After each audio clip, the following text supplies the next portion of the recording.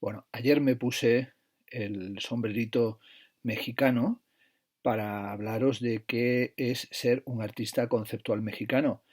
En realidad era, como tantas otras ocasiones, una soberana estupidez, es decir, una fricada, pero vamos, sin asideros, una tontería superlativa la que me traía entre manos, fruto de la intoxicación de estar viendo la serie Narcos de México.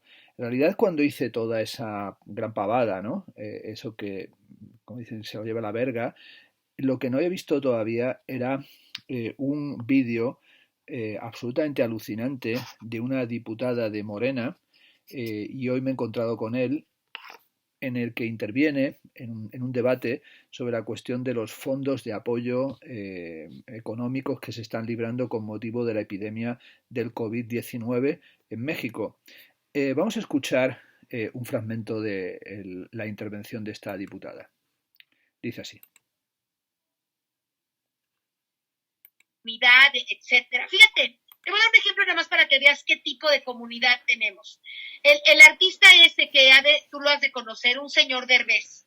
Bueno, al tal Derbez yo no lo conozco. Parece ser que este tal Derbez se ha alargado un vídeo hablando sobre la situación de los hospitales, y esta diputada de Morena está indignadísima. Seguimos. ¿Sabes cuántos millones de pesos tiene el señor Derbez? Parece que Tú tiene sí dinero. sabes. Cuéntame, ¿cuántos millones de pesos crees que tenga Derbez? Bueno, ese señor de la comunidad artística. Muchos, porque he trabajado para ellos. Bueno, es algo que lo podéis encontrar, está colgado, yo lo veo aquí, en la página de cultura del Universal. Lo que más me ha llamado la atención, y es lo que quiero subrayar en este pasaje, es que cuando dice artística cultural, hace el gestito este tiqui, tiqui, de las comillas, ¿no? Artístico cultural. Bueno, me parece perfecto que cuando un político de una ignorancia supina, como el que manifiesta esta diputada de Morena, diga cultural, haga así, clic, clic, clic. Pueden ser unas orejas de conejo, pueden ser sencillamente unos gestos youtuberísticos, pero hace ese gesto como diciendo, ay, cultural, a ver qué será. Exacto, exacto. Ese señor de la comunidad artística y cultural de México, artística, se pone ahorita a difundir un video pedorro, perdóname la expresión, emulando a... Esto me ha gustado, la calificación de vídeo pedorro, es decir, que se ha soltado un vídeo un poco, tal vez es un seguidor mío, una estética pedorra. Noroña, ¿verdad? A decir que los pobres del hospital de Tijuana, ¿por qué no saca de sus millones y le dice al hospital de Tijuana, te vamos a ayudar con caretas, con mascarillas, en lugar de eso, saca un video para molestar al gobierno? Bueno, la cosa sigue en una fase de despropósito.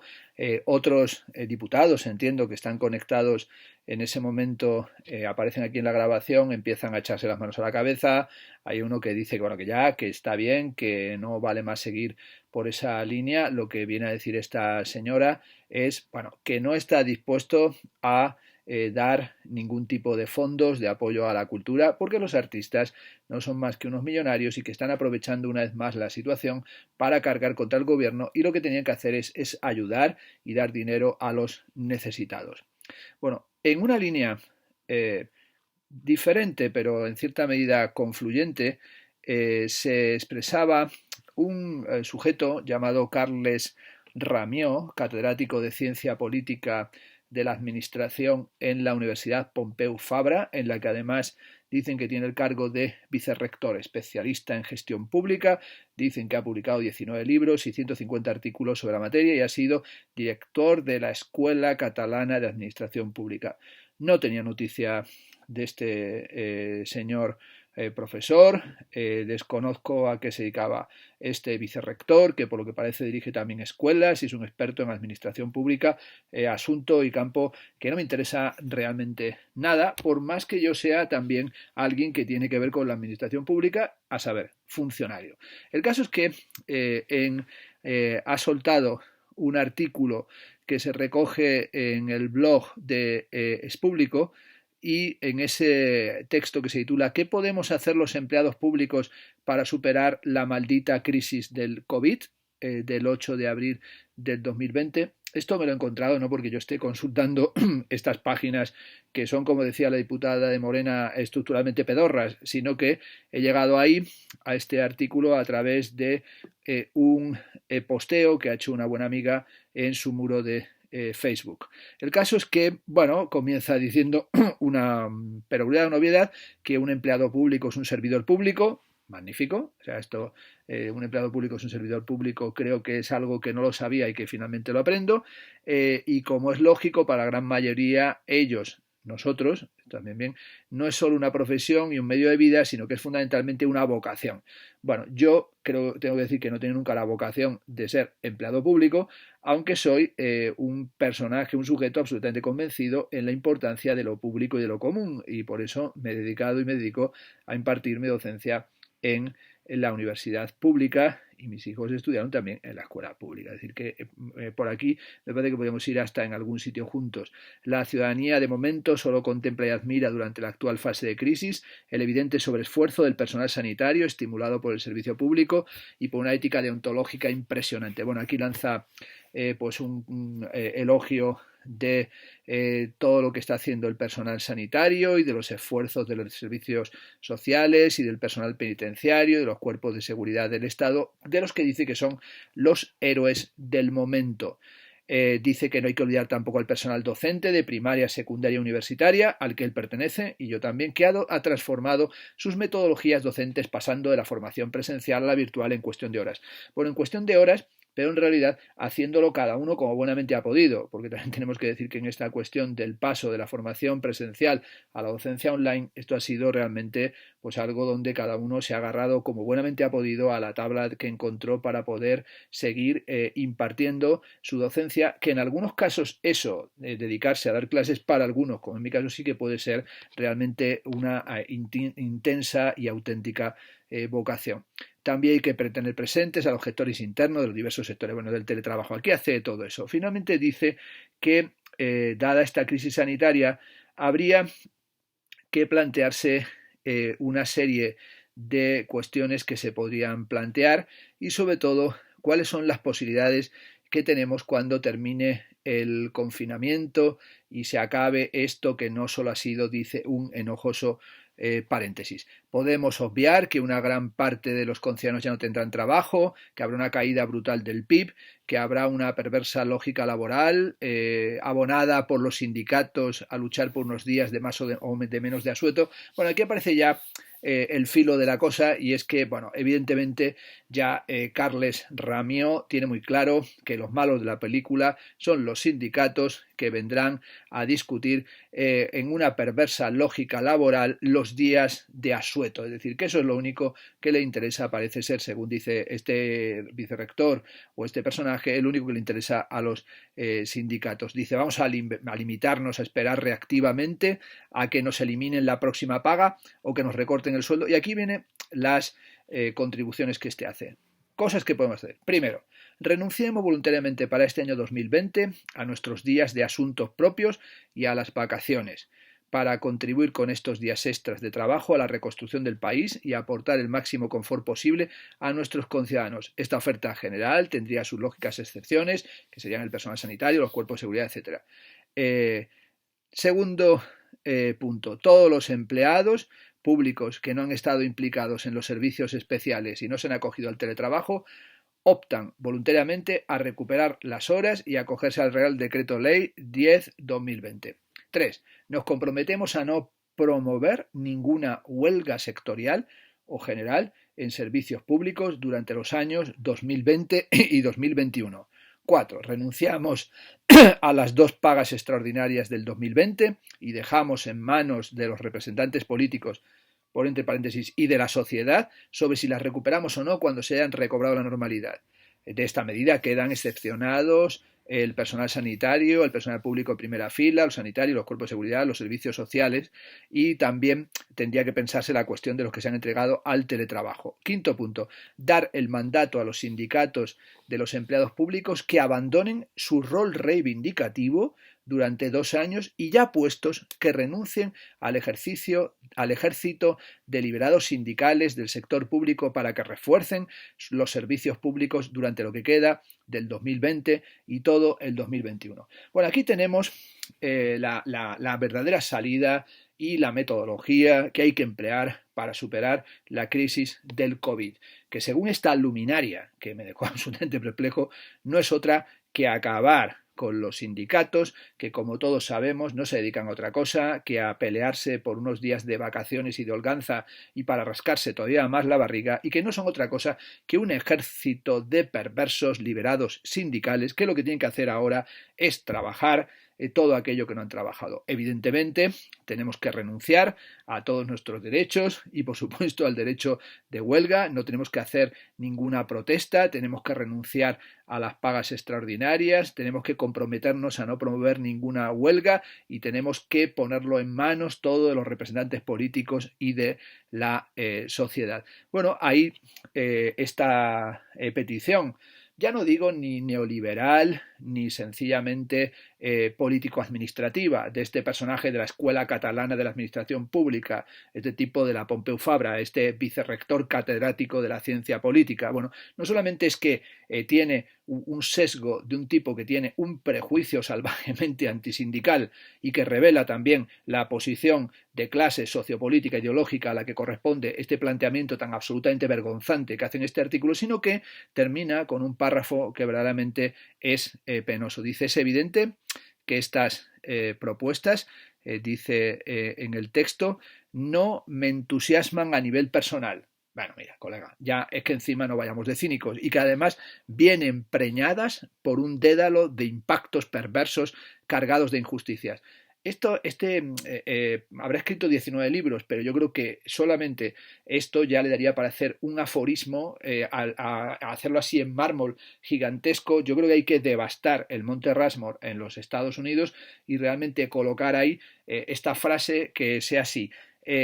Son propuestas que no nos entusiasman, pero en grande, todavía mucho más grande la tipografía, porque no hacerla de 14 kilómetros de alto, vienen preñadas por un dédalo de impactos perversos cargados de injusticias. Esto es casi peor que Alien, es decir, no sabemos de qué vienen preñados, pero esto realmente cuando surja va a acabar con todos nosotros, que quizá habría que refinar, evidentemente, pues ya que vamos a renunciar a todo, pues también, ¿por qué no nos amputamos una mano y la cocinamos al baño María y le damos por encima un poco de mermelada o muselina de frambuesa y nos la comemos para evitar tener que consumir productos que son de primera necesidad y que nosotros estamos usurpando por ser otra cosa que unos miserables funcionarios públicos coaligados con esa sección absolutamente deplorable que no son otra cosa que aquellos mamones que se dedican a la vida sindical, que como todo el mundo sabe no son una cosa o no es otra cosa que una forma de la ociosidad y de la búsqueda de una forma de escaquearse de todos los modos del trabajo. Por lo tanto, dice que esto que es refinable es algo que hace que serían tratados de igual manera aquellos que no han podido trabajar con los que han trabajado, y mucho más de lo usual.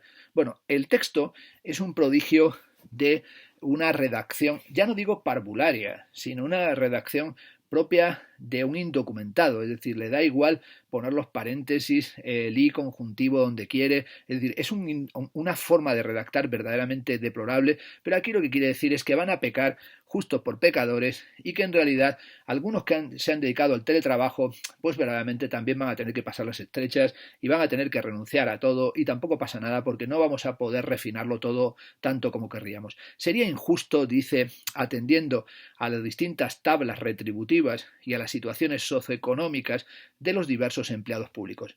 Pero todo este sacrificio sería ampliamente compensado. Bueno, ¿cómo sería ampliamente compensado? Al mejorar, dice, nuestra imagen social tan injustamente maltratada desde hace tiempo. Bueno, ¿de qué está hablando este mendrugo? Está hablando de que nuestra imagen social es una imagen maltratada desde hace tiempo. Y me atrevo a decir, maltratada por los burócratas, por los políticos universitarios que representa este tipo de vicerrector, este tipo de profesor, este tipo de catedrático. Es decir, con este tipo de propuestas, claro que tenemos una imagen no una imagen deplorable, la imagen de que somos la bazofia absoluta, es decir, la mierda de la mierda, el odre de la repugnancia absoluta, es decir, esta especie de mala conciencia, que es una mala conciencia que lleva ya a una flagelación anticipatoria, es decir, es algo peor que los ideales ascéticos de los que habla Nietzsche en la genealogía de la moral, es decir, es una forma del resentimiento, pero sobre todo de esta actitud de alguien que desde su condición, sí, hay diferentes escalas retributivas, nos ha jodido la diferencia del sueldo entre el catedrático y el que está esclavizado como un profesor universitario, que no es otra cosa que un asociado a tiempo parcial y que son doctores y que son profesores y son jóvenes que han estado investigando, siguiendo toda esa cadena de esclavitud, toda esa cadena de la meritocrática que se montó ya hace unos años y que finalmente están cobrando ahora salarios de miseria, salarios del miedo para tener apoyado un pie en el primer escalón de esa situación de absoluta dominación político-académica. Por lo tanto, ¿por qué no empezamos renunciando a los sueldos de los catedráticos y os vais recortando desde arriba y también nos recortamos luego los titulares y vamos teniendo una capacidad distributiva que no sea esa desigualdad absoluta que está instalada en el ámbito universitario y también todo ese poder y toda esa infatuación que rodea a los mundos rectorales, porque esto es una cosa delirante?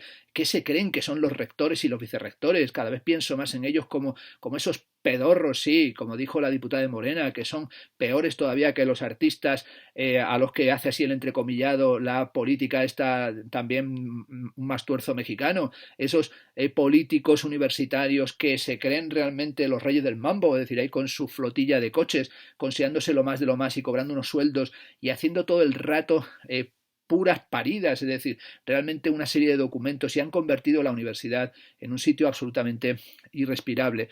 Dicen que, bueno, si hacemos esto que propone, sería recompensada nuestra imagen por ser especialmente activos en la reconstrucción del país y en contribuir a mejorar las condiciones de vida de nuestros conciudadanos. Pero es que mucho me temo, dice este fulano, que no tenemos alternativa.